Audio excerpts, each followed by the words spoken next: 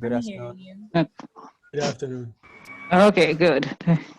We're just setting up some stuff here and then we get started right away.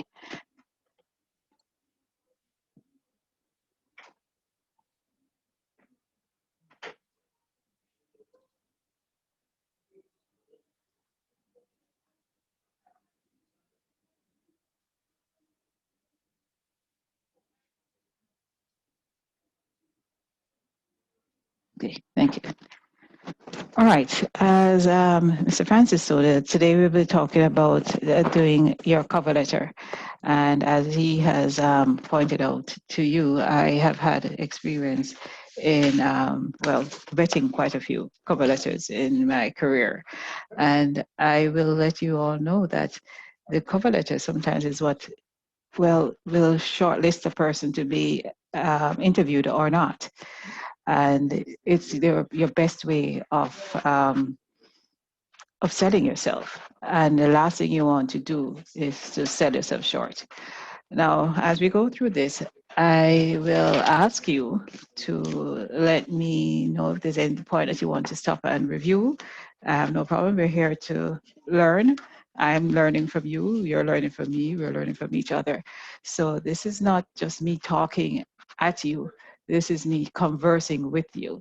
And to have a conversation, it's two-way. You talk, I talk, you listen, I listen, and we help each other grow. That's the whole idea. Everybody okay with that? Yes. Okay. All righty. So, as we said, today we're talking about cover letter writing.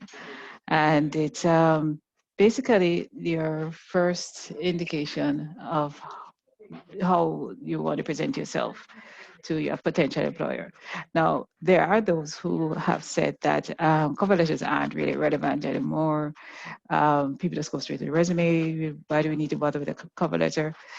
The only problem with that is you never know who's going to be the employer or the potential employer who's going to want to see the cover letter. So it's better to have it there and they not need it than have them need it and it's not there. You understand that? Understood. Okay. So let me move on. So as Mr. Francis said earlier, my name is Patrice Pencil Grizzle. And I like helping people. And I think that everybody has a potential to be all they can be. And I'd like to be part of helping you, anyone, everyone, to be all they can be. So today, what I'm going to be helping you do is to write the cover letter that will get you the job that you want. And the topics I'll be covering today are one, the key elements of a cover letter. Next, we'll go on to formatting, and then we do the do's and don'ts of a cover letter. Um, at the end of the do's and don'ts part, we will be actually looking at advertisement, and these are real advertisements. These are not made-up ones. And we're going to ask you to do a cover letter to apply for that position. That would accompany the resume that you'll be putting in as well. So we're going to have a little work to do as well. Right. And the most important thing I need for you all to is to look at what this sign is saying and not just read the words. I want you to absorb it and see how you can apply this to yourself. Because the key to success is to focus on the goals, not the obstacles. And I'll be outright honest with you. There are going to be a lot of obstacles. But if you keep looking at the hurdle that you're going to jump, you're not going to see the goal that you can reach. So let's focus on the goal, not the hurdles. Okay, so what's the purpose of a cover letter? The primary purpose is to introduce the candidate, which in this case would be you, to the potential employer.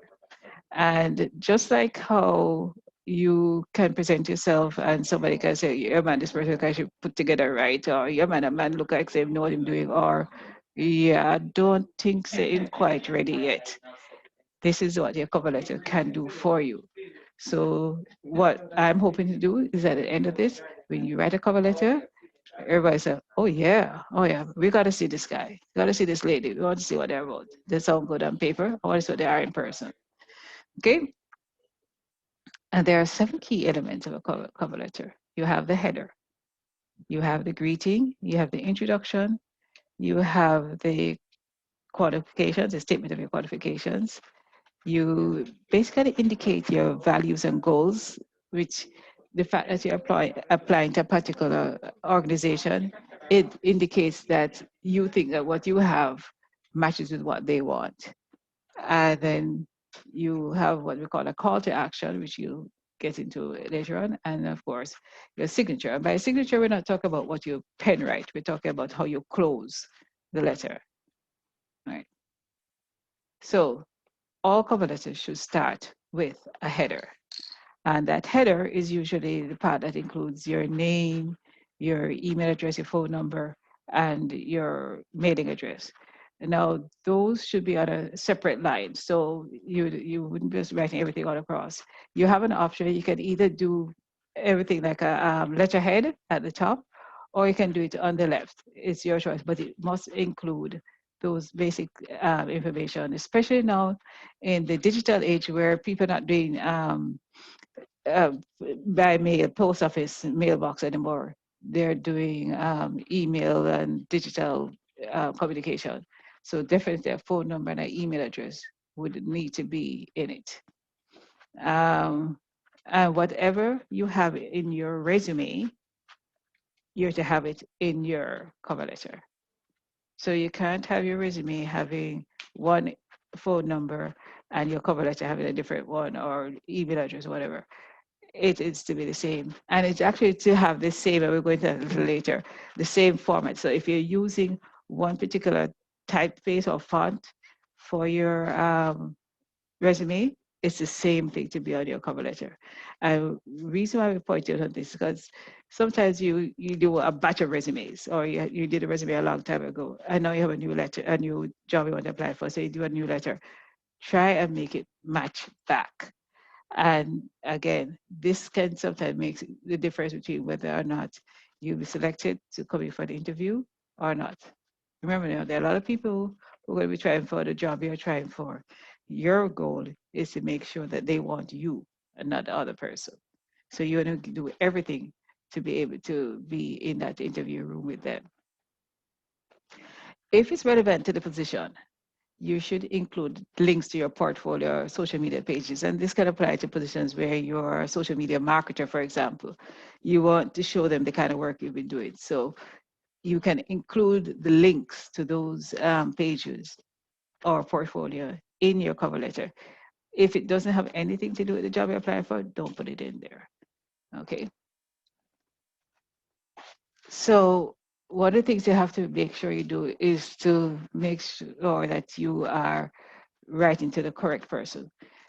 You can, what I have done in the past is to call the organization and say, I'm writing a letter to your HR manager. Could you tell me his or her name, please? And you make sure that you get all the titles correct. So if the person is a Mrs., don't go call her Miss. Make sure the spelling is correct. I am especially testy about that one because my name has been misspelled so many times I've lost track. So it makes me realize you didn't pay attention, because if you paid attention, if you got my name right, that would be the same comment they make if you don't get their names right or if you don't get their title right. And you can find information about who the person is that you're to apply to by looking in the job listing instead of the advertisement, or going to the company website. You have to be sort of a little careful about the company website because some companies don't update regularly. So you might be looking at the name of somebody who no longer is in that position. So actually, I think the last one, call the office and ask, is probably the safest one to use. That should be the most up-to-date information. However, if you can't find or get the specific name, then you can use the title of the person. Their HR manager, by the way, don't write HR manager, human resources department manager, whatever the official title is, you can use that if you can't find it. But try as far as possible to find out the name and the title And by title also mean whether they're Miss, Mr. or Mrs. Or doctor or reverend, whatever. Make sure you have their correct title. And that's what we talk about. You ensure that you have the appropriate honorifics, like if the person is unlikely, but if the person is a knight, so he's really actually Sir Matthew uh, Francis, right? Or Sir Francis, as he would be called, then you make sure you have that in, right? So I keep it short and professional. So in the first paragraph of your cover letter, this is the introduction, you would say who you are and why you want the job. And by the way, writing, we need a work because we have student loan to go pay is not the answer they're looking for. You're going to basically, and if you can say it's a little bit of BS, you're going to tell them why you think that you're the best person to help them to get the best out of their company. So you're going to say who you are and why you want the job. Then you're going to include the title of the job you're applying for. I'd like to apply for your sales manager. You write that in. And then you give them an idea of why you think you would be the best person for the job and why you're going to excel in this position. And the reason that you are excited about the job.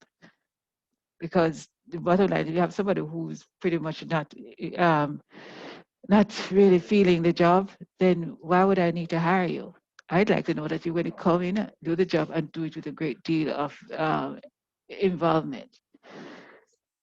Then you make sure you keep your greeting short and professional.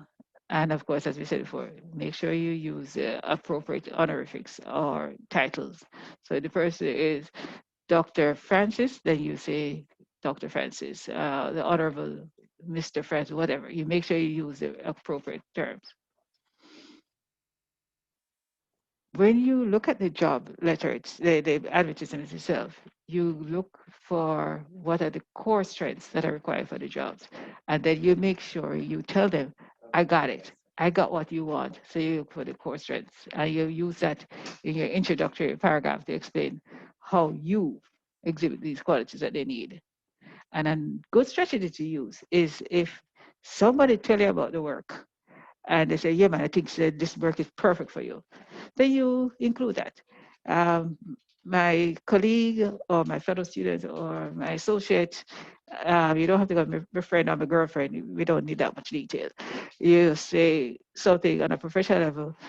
Told me about this job, and I thought that I would be a very good candidate for it.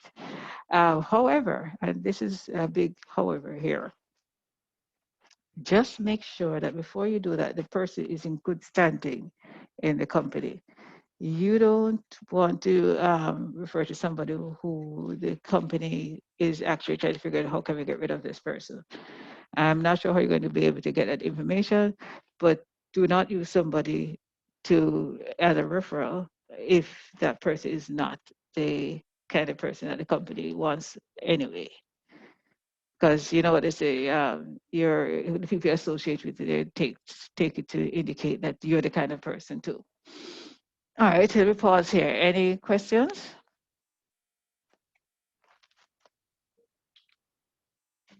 Don't all shout at once. Is everything clear thus far? No questions. No Yeah. question. Okay, everything clear thus far. Yes, miss, Yes. everything is clear. Okay, all right, so let's move on. Next, we're going to talk about your qualifications. Now, you're at university, so one of the things you're planning to finish with is a degree or some kind of certification in the area that you are working, that you're studying. So you're going to look at your history and qualifications. Now, some of you may have been working while studying, so you have a job history even while you're studying. You can use that. So you may have had pre-qualifications prior to coming to the university. Use that. And use that to show the potential employer how what you know, what you learned, what you have as your qualifications will benefit them See, what it's a case of what I can do for you. You're not looking yet at what they can do for you. It's not what can you do for me. It's let me show you what I can do for you. So you share that information, and then of course more of that will be in your resume, but you can give a little brief indication in the cover letter to say, this is what I can do for you. And as far as possible, focus on how your experiences specifically apply to the job. So if you have a project where you were the project leader and you exceeded the target, tell them, let them know. If you're doing a sales job, that might be a good thing for them to know. Um, if you solved a problem that was a huge deal for the company, let them know. Let them know how good you are at what you do. And you can also include how you contributed to the success of projects that you did in the past and draw attention to what you were the person most involved in doing, the impact of your actions on that project. So in the next paragraph where you're going to look at your values and your goals, the whole idea is that you're saying to the potential employer, I am the best person for this job because I have the values. My goals are in keeping with your company's needs. So you really should hire me because I'm going to help you go further. Because no company wants somebody who's just going to have them staying in stasis at the same point. Every company wants to grow. I don't think it's any company that says, okay, we're good where we are, we'll just hang here. No, they want to grow because the whole idea is to make money. And the best way to make money is to grow. So if you can look at the company's mission statement, which is supposed to be basically give you an idea what the company is about, um, look at what the company has been indicating in the media as far as you know. Research them, find out what they're about. If you know people in there, talk to them, find out what's the inside scoop of what the company is about. And in this paragraph in your cover letter, you will include information to indicate that what you want for your company, I got it as one of my goals. So I think we're meant to be together. So you need to do it to connect to the elements that you like about the company's culture and ensure that they know that you are like them as well. And then in doing this, you explain how the work you do will benefit your future, but more importantly, their needs, the needs of your prospective employer. So as I'm putting a note here, this section of cover letter allows you to show that not only can you do the job well, but you can fit in with a team and bring a positive attitude to the workplace. And most companies now, they're all about teamwork. I remember somebody saying, teamwork makes the dream work. Every company has a goal, every company has a dream of where they'd like to be, and they want somebody to be able to work in a team that will help them get there. And that is your job to persuade them that I am the person will be part of this team that will work to make the dream of this company be fulfilled. Then we go to the call to action. This is basically at the end. Um, Usually you say, you do a brief summary of what your interests are, and then you suggest the next steps. I can be contacted at this email address or this, if you wish to speak further with me on what I have indicated in my application. And of course, you thank the person who you've written a letter to for taking the time to review your application. And it's good when you say, I'd like to speak more about this position, or I'd like to be able to sit with for you for an interview. And of course, you write at your convenience. You can't dictate to them when they should interview you. And please note again, your cover letter should cater to how you can benefit the company. So again, focus on the skills and the talent that you want to bring to their team. Now, at the end, you have the signature, and you would say something appropriate like sincerely or respectfully or with thanks. Sincere is usually a very safe one to use because several of them may be not too accepted. But you find some that is appropriate and you use it in your closing. Uh, and most things nowadays, or a lot of things, are now being done digitally. So if you're sending in a digital application with a digital cover letter, you don't necessarily need to put in a digital email signature, but you do need to put your name and your title and all that. One of the things that I am concerned about for a lot of students is that there seems to be the misuse of your title. And by title, I'm talking about whether you're Mr., Miss, Mrs., etc. Now, I'm just going to give you a little basic etiquette lesson here. And if I'm not sure, can you see the letter clearly? Not so Yes, clearly. yes, All you miss. have to do is says Zoom. Okay, yeah, everything going. All right. I'm going to carry right now, before I reach the other part, to the bottom where it says sincerely, you have the person's name. For men, gentlemen, please do not write Mr. John Oakley. That is not how you sign at the end. Because the reality is, most men are Mr., unless you have a professional or academic title, otherwise, where you would be considered doctor, in which case you don't write a doctor in front either. You'd write John Oakley, comma, PhD. Or if it's a medical degree, John Oakley, comma, MBBS. And that would apply to both men and women. But men do not use Mr. Before your name at the signature at the end. And I've been seeing it a lot, and most times I'm not able to get to the person that don't do that. It's wrong. It's straight up wrong. For women, you have several titles, and this is separate apart from any kind of academic title. So if you can either use Ms., you can use Miss, you can use Mrs., but you put that at the end. So there's no need for you to write, oh, I'm Mrs. Joan Oakley. Yeah, okay, fine. Not really important. Joan Oakley, Mrs. Okay? If you have a professional or academic degree and title from it, then you add that as well. Joan Oakley, PhD.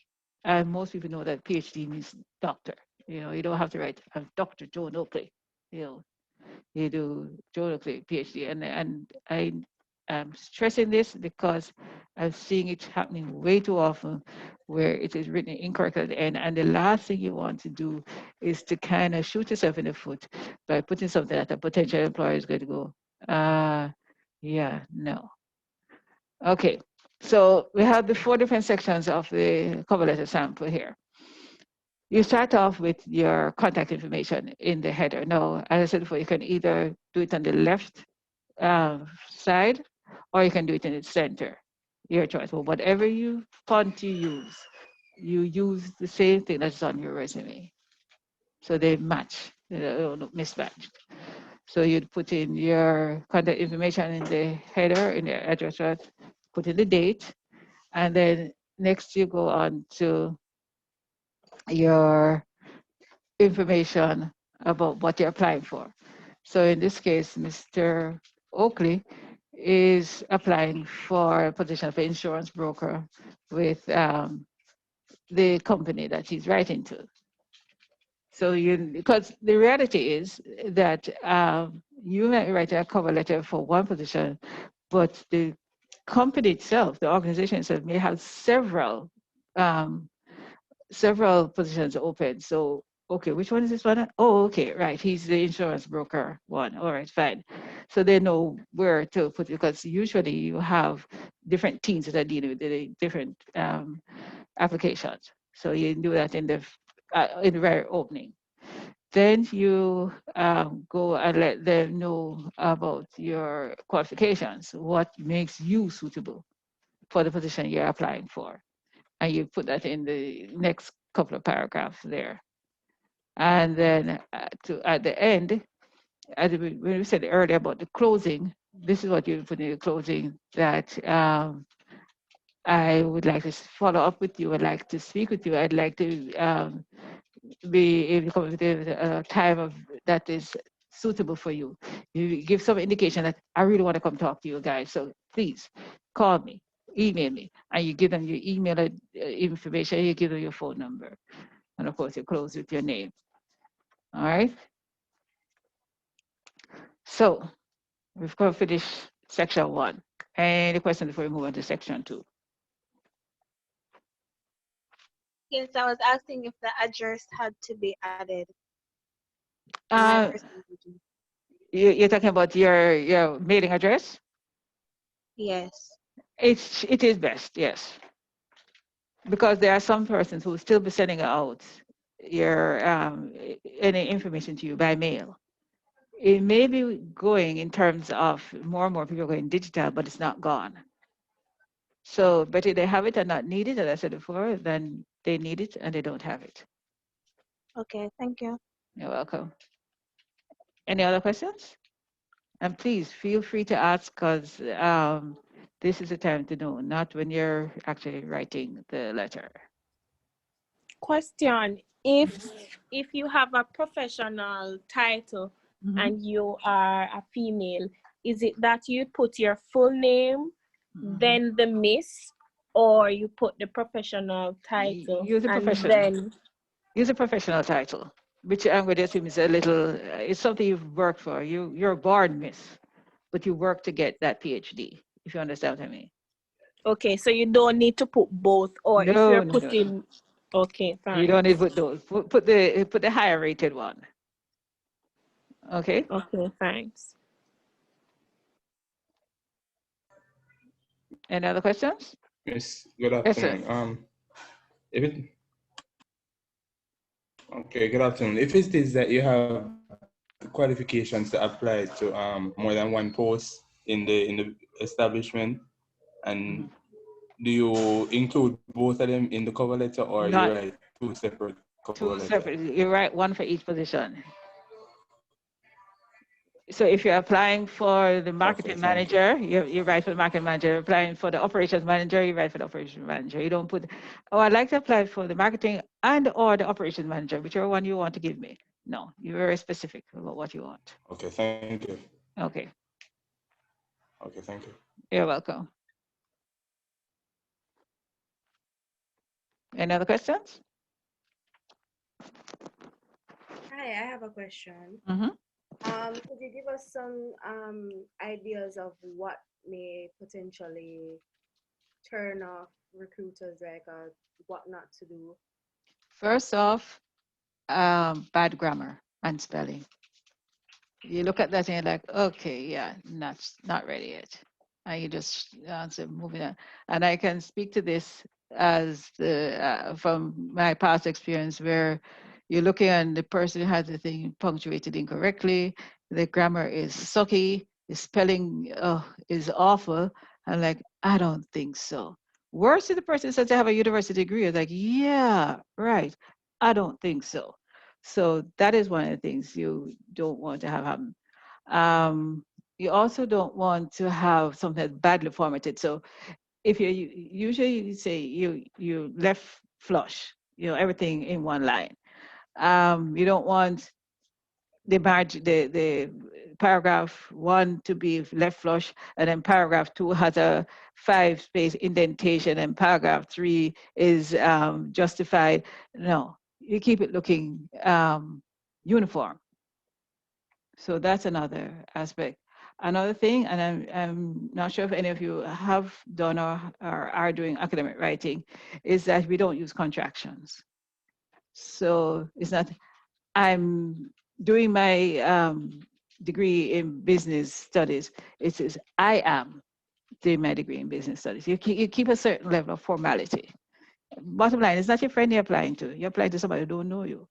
So you need to sell yourself in a way that that person will say, okay, sounds like somebody I could talk to, and give yourself that extra push to be able to be selected. Does that answer?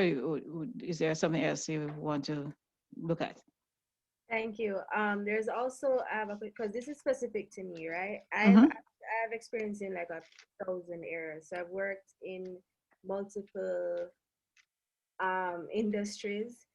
Should I keep like maybe specifically to one industry for what I'm applying to, or is it okay to like talk about everything else?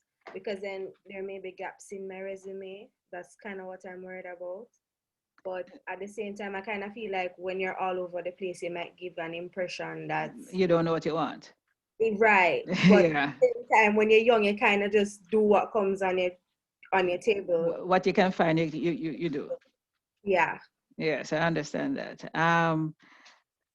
Okay, you're talking about that you had a work history that covers several different areas. I'm just clarifying, yes? Right. And you're applying for a particular position. Some of your work history applies to it, some of it doesn't. Yes? Yes. Is all of this work history on your resume? Yes, I do have, well, I have two resumes. I have one that's specifically for teaching because I've worked as a teacher. Mm-hmm. And I also have one that's generally for like maybe customer service or assistant jobs because I find that they tend to be related. Mm-hmm, mm-hmm. So the customer service and virtual assistant stuff or the assistant stuff is a longer one that has like every single bits Everything of we've done, right. Um, that one is a judgment call. If it's going to cram up your cover letter, I remember the cover letter is just basically saying, hi, this is me. I have these skills that I like to do. Because you're just trying to say to them, hire me, or at the very least, interview me. Then you don't need to go into details in your cover letter. Remember, I'm not talking about your resume. That's a different, when is that due, Matthew? When are you doing resumes? Or you did it already? Last week. Oh, we did resumes last week. The presentation is on our YouTube channel. But I've been advised that the presentation is on your YouTube channel, so you can check it there. What's the YouTube channel? Do you have the YouTube channel link available? Is it in there? Well, It will be posted in the chat. All right, he's going to post it in the chat, so you can look at that. All right, So, thank you. but for the cover letter, you don't need to go all over the place. Just focus on the parts that apply to what they're looking for. Okay? Okay. So would that mean that I would tailor the resume as well, or? Well, I'm not going to speak to that because Mr. Francis already dealt with that previously, so he will go into details on that. And he said it's on the YouTube channel. All right, thank you. You're welcome. Is there anything else that we want to cover? I mean, don't duck and think that, oh no, you don't want anybody to hear your business, because you don't know, maybe somebody want to hear the same thing too. Okay, I have one more question. Mm-hmm.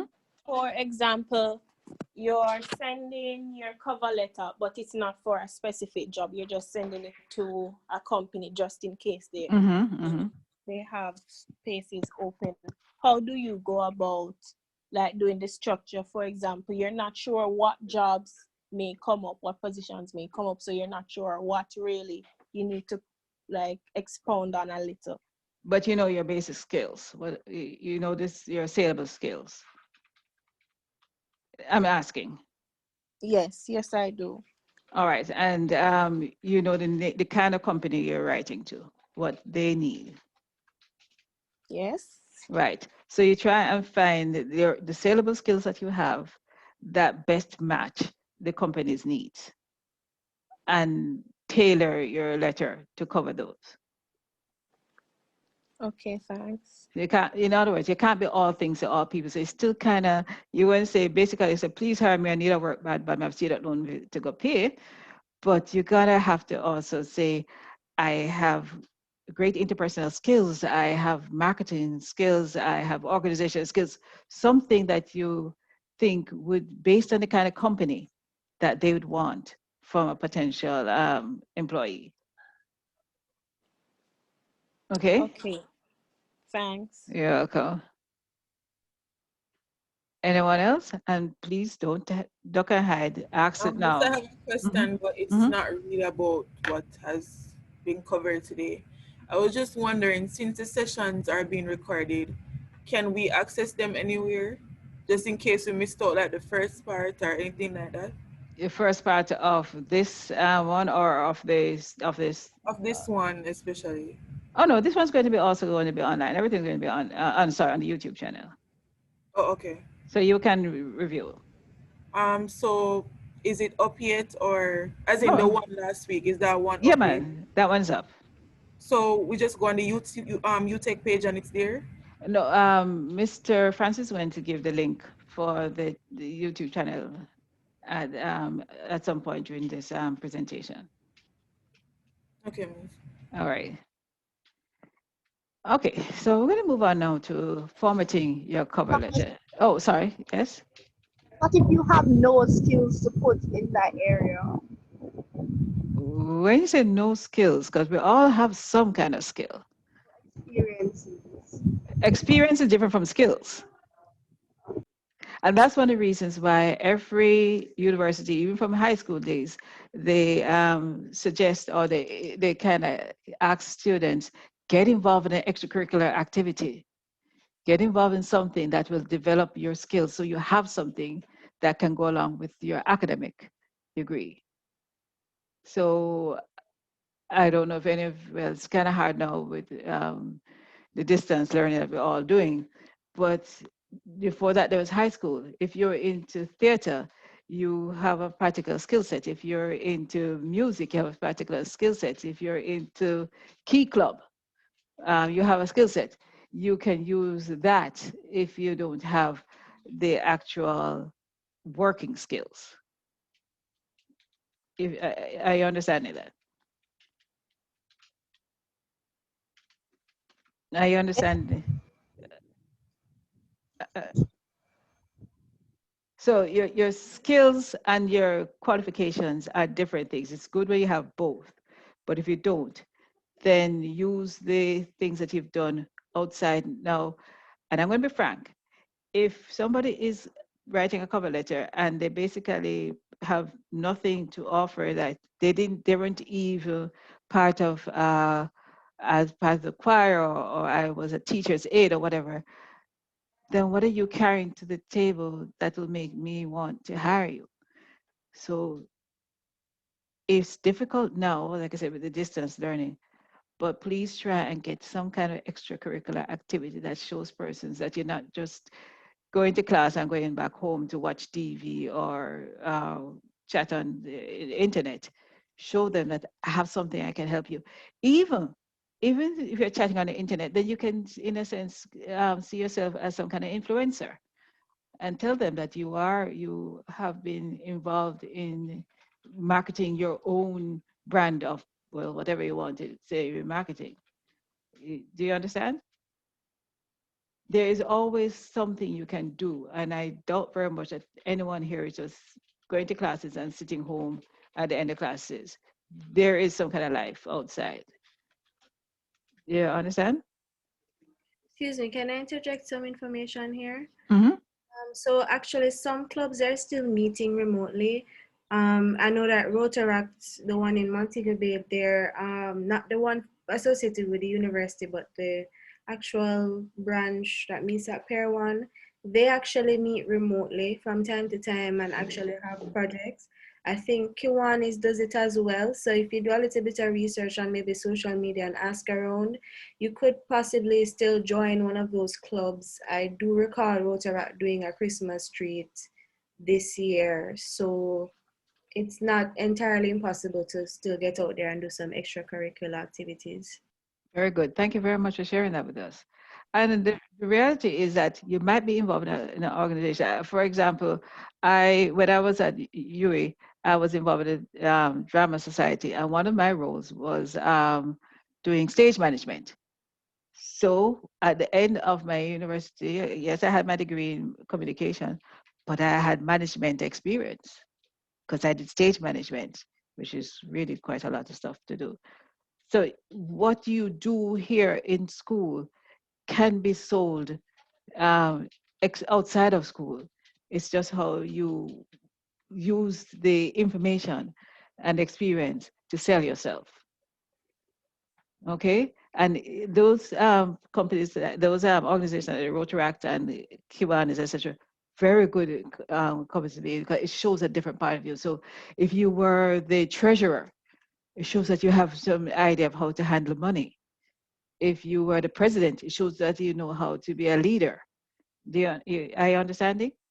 So don't knock the extracurricular activities. Those are sometimes things that make the difference between one candidate and the other. All right? Okay, so we're going to go now to formatting the cover letter. One of the first things we're going to ask you to do is to keep the font simple and professional. This is not the time to have the cutie wooty stuff. You need it to look, I am here to do the work. I'm very professional what I want to do. And this is my indication of it. So you can use Arial, you can use Calibri, you can use Verdana. Just don't use a font that is too decorative or fancy. Make it simple. You want to decorate and fancy, do it on your own time. But right now you're trying to get to work. So just make sure that they say, oh yeah, this person actually knows what you're doing. Or he looks like he's serious about what he's doing. And you're setting yourself with that letter. For easy reading, we suggest you use size 10 or size 12 point. Because if it's smaller, it can have the person who's reading things like squinty to say, Lord Jesus, what am I saying? Somebody pass the magnifying glass and read it. Seriously, they have to work that hard to read it. There are lots of others they can move on to. So don't make it too small, but don't make it look too big like you're still in prep school or primary school trying to learn how to write. You don't want to look unprofessional. You don't want it to be there using a magnifying glass to read, but you don't want to look like your 5-year-old learning how to write. And whatever font you use in your cover letter, make sure it's the same font that you used in your resume. Keep that uniform look. Keep it looking the same so that you don't look like you're all over the place.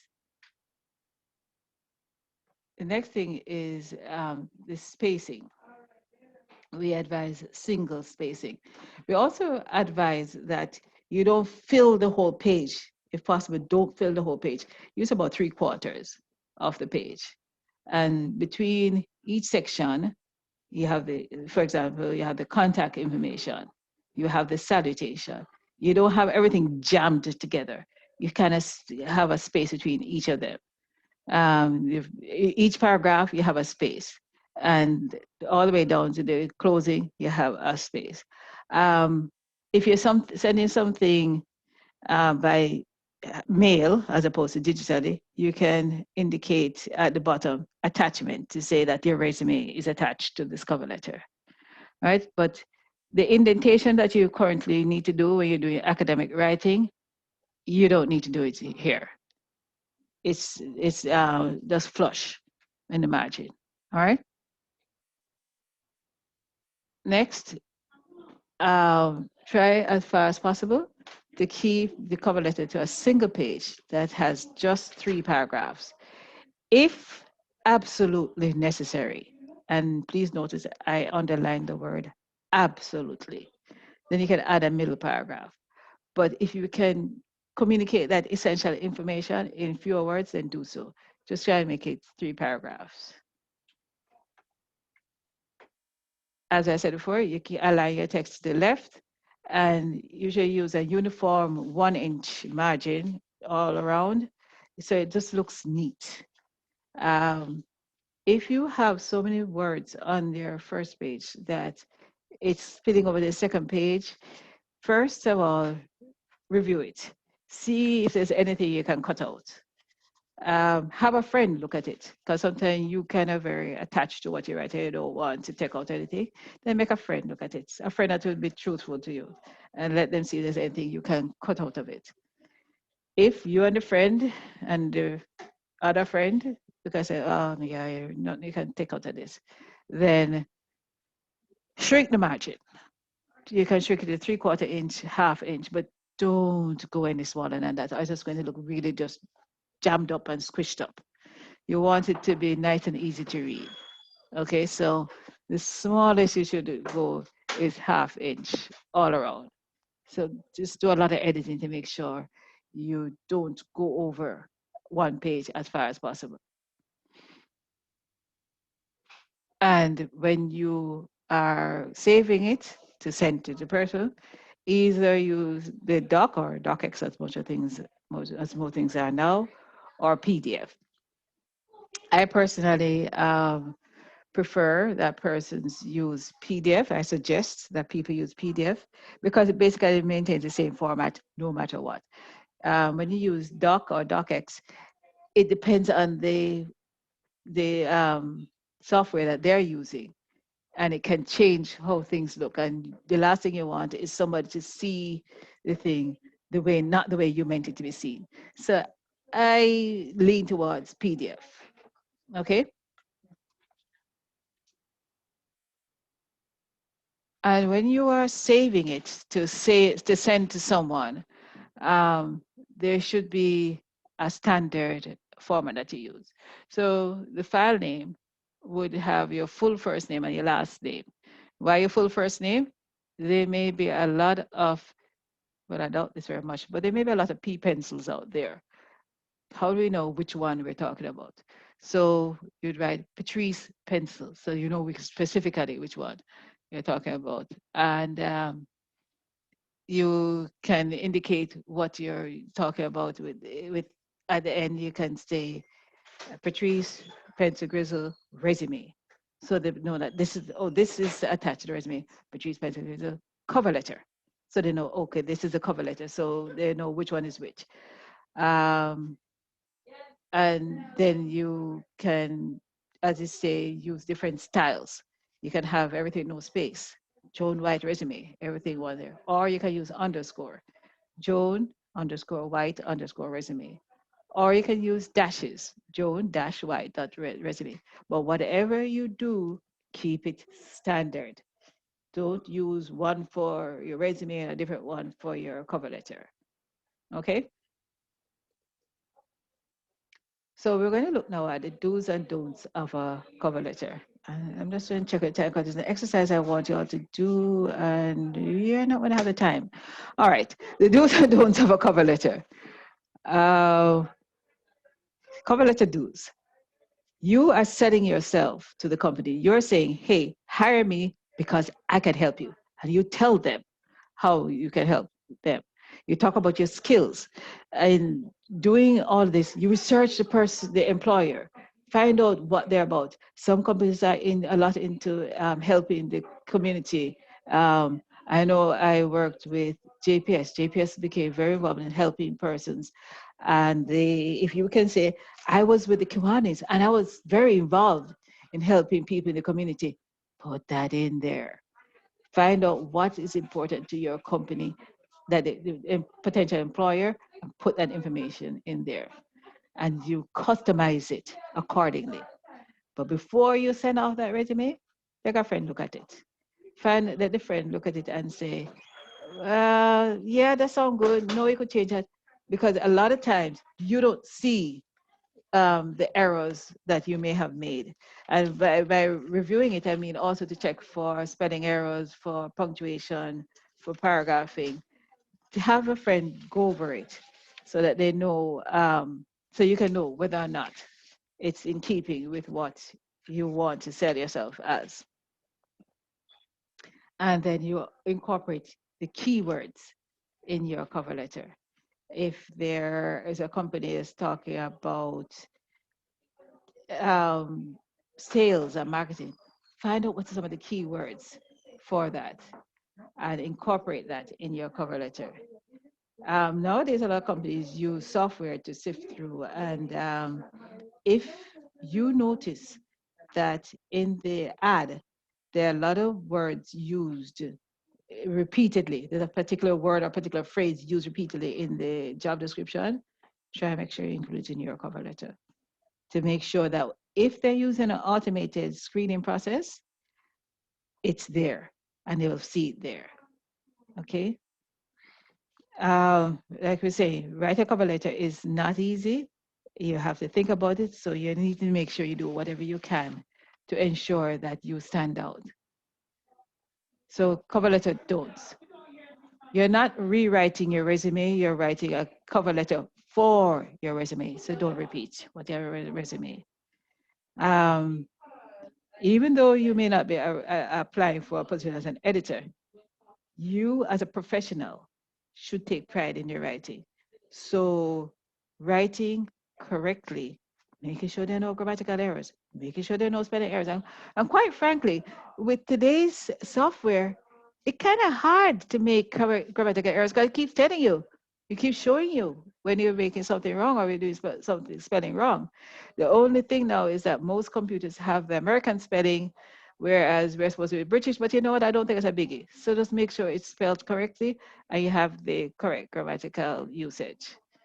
And if you don't have particular skill, don't go and say, well, I'm sorry that I don't have the skill in this particular area. However, no, don't even go there. Just tell them about what you do have. Tell them what you have for them. And don't use a template. And let me clarify by what I mean by that. There are a lot of templates online. I'm sure you've seen them. But don't just cut and paste or plug and play because this will just look like everybody else's. And you won't stand out in the whole idea. You want to stand out. So if you use a template, I'll come into you, Ms. Wright.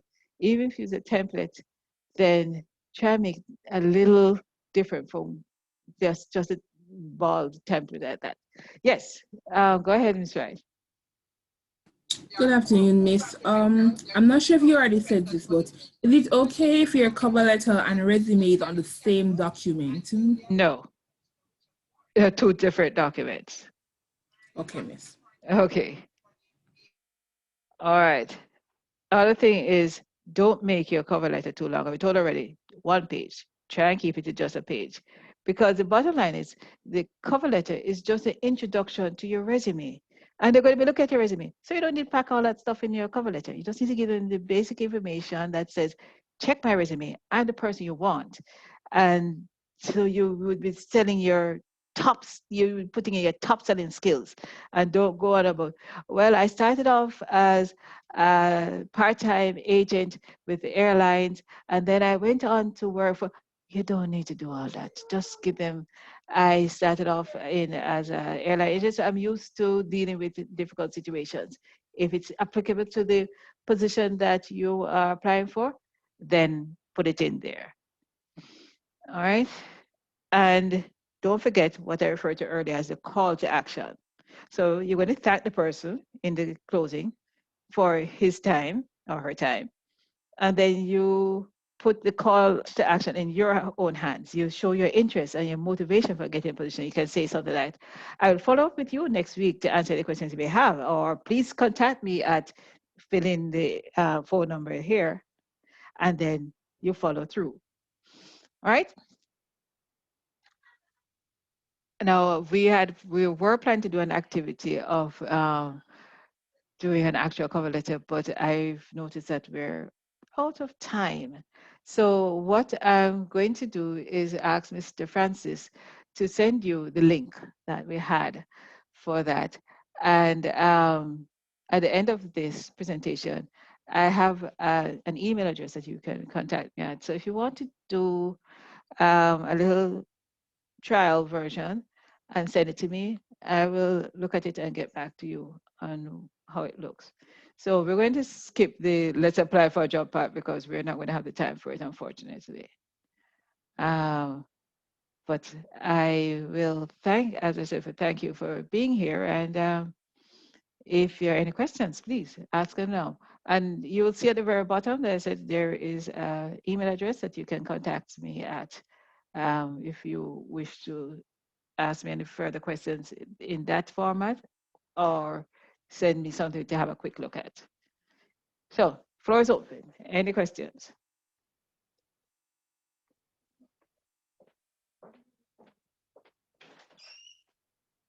Oh, I'm that good? I covered everything? I have a question. Yes, please go ahead. In your experience, has there ever been a resume that you've read that says, oh wow, that person is really impressive, or the format of it is really impressive continuously? Well, I guess the question I'm asking is, what exactly stands out to you as a perfect resume? okay, a perfect resume to me. And there are, but I don't know if I continuous to say, oh, that's fantastic, but there are resumes that stand out and look very good. It's formatted nicely. It's formatted neatly. Everything is just on point as to how it's supposed to look. There are no errors. It's clear. It's not crammed. Um, I find it easier for resumes, and I'm not talking about cover letters, for resumes, if you bullet point. So I don't have to be there reading, wading through all these words. Just tell me what is the main point. And I'm sure that Mr. Francis covered that last week in his presentation. And as he will give you the link for the YouTube channel so you can look back at it. Um, those are the things that for me, and I'm talking about separate apart from the experience, because the experience is, of course, what I need to know. If you have the kind of experience that is going to help me in my position to get the job done, because that's the whole idea. I need to get the job done. I'm seeing two hands raised, Zoe, and I'm not sure who the other person is, but Zoe, you can go ahead.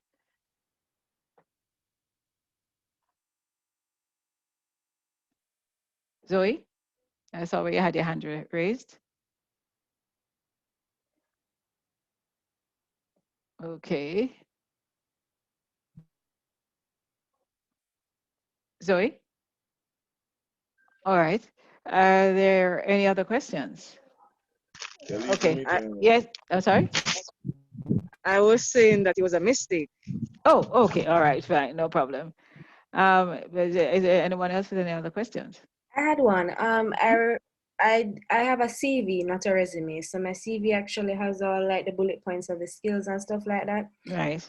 Somebody mentioned to me that apparently you need to include your CXCs as well, because I'm like, CXCs. Okay. yeah, I have years of experience where I need to put CXC and CXCs. yeah, she told me I should include my CXCs on it.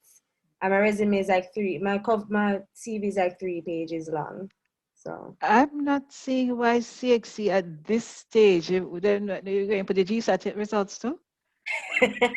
Might as well. I mean, Mr. Francis, would you say a CXC would be needed in a CV? No. Unless that's all you have.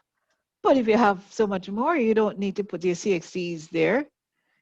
I mean, if you have 12 CXCs, really, at this point, it don't matter. You either have the degree or you don't have the degree. So I think including CXCs is a bit of an oversell. Okay, I just wanted to double check because I thought it was absolutely ridiculous. Yeah, I'm with you with that too. Yeah, that's crazy. All right. So any other? Yes. I have a question. Wait. Mhm. Let me just go first. Seeing that it's connected to the question just asked. Right? Okay. Right. In the event that we aren't graduated as yet, however, we're completing our degree for a cover letter. Should we put that we have the degree? No. If you don't have it, don't say you have it. If you don't have the degree, you can't say you have it. So how can that be represented? I'm in the process of completing my Bachelor of Arts in Communication. Is it important to say final year or? You can say your final year. If you're a final year student, a final year student, which is the same thing as you're completing it. A student doing a Bachelor of Arts, doing my Bachelor of Arts in Communication. Okay?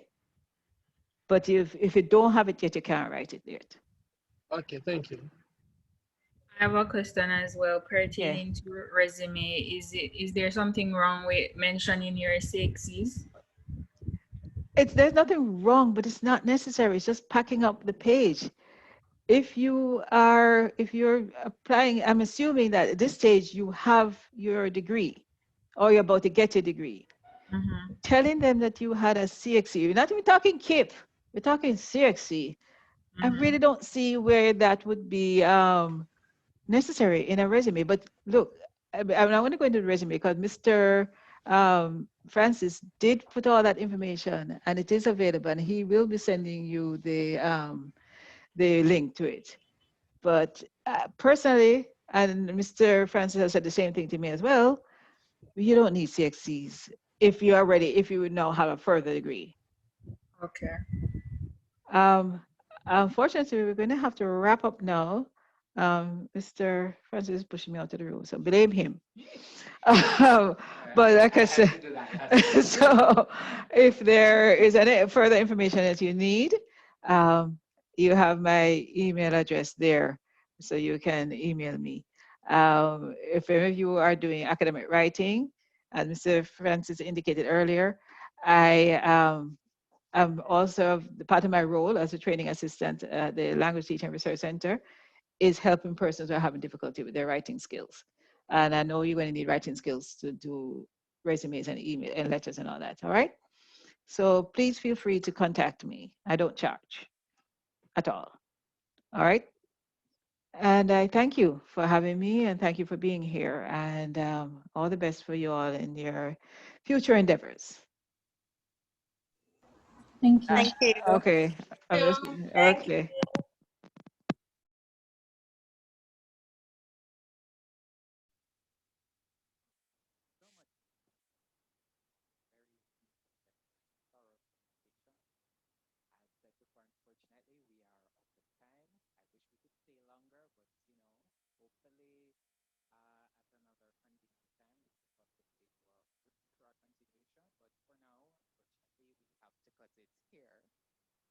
Just to some house cleaning, the links for the register and evaluation have been posted in the chat. Please, before you leave the session, to sign, and as well, Ms. Grisel has left her contact here, so you are free to contact her. And also, the presentation on resume writing, which was done last week, is available on our YouTube page, the Current Placement YouTube page. You are welcome to find that page, subscribe, and like the page. And as well, all of our employment empowerment sessions will be posted there going forward. And so you are welcome to find last week's presentation on resume writing, as well as this week's presentation. It will be uploaded, say by the coming week.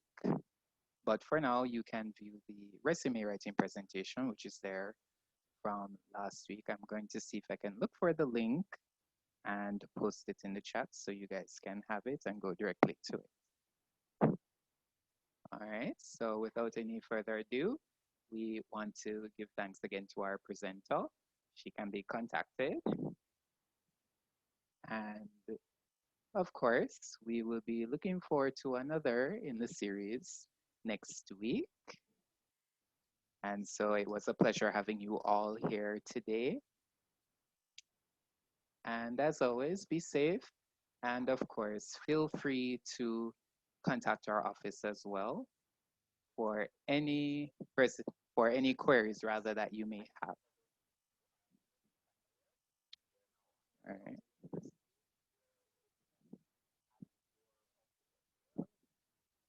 So here in the link is here in the chat is the link for the resume writing presentation.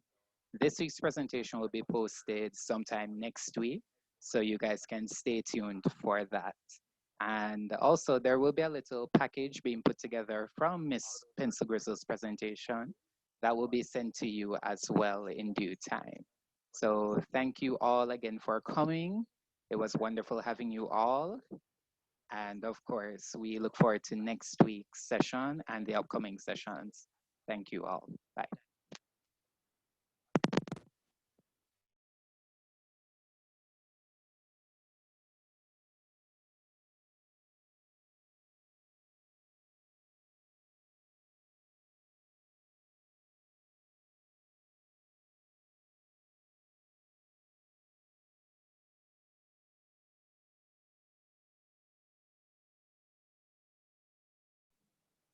Okay, and our speaker for yesterday's session was Miss Patrice Pencil Gristle.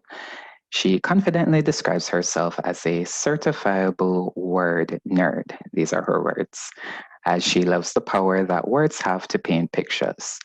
Miss Pencil Gristle holds her first degree in communication from the Caribbean School of Media and Communication, CARMAC, as well as a postgraduate diploma in human resource management. Most of her managerial career experience has been in the area of customer service. She was primarily employed to Air Jamaica, Airports Authority of Jamaica, Jamaica Public Service Company, JPSCO, and Payless Shoe Source. As part of her past experience, she has 2 decades of experience in shortlisting, interviewing, and hiring job applicants. As a practitioner of the English language, notably, she is a trained teacher of the English and Spanish languages. She is currently training assistant in the Language Teaching and Research Center in the Faculty of Education and Liberal Studies, FELS, here at UTEC. In this capacity, she helps students with their language expression, both for English and Spanish, which is a service provided for all UTEC students.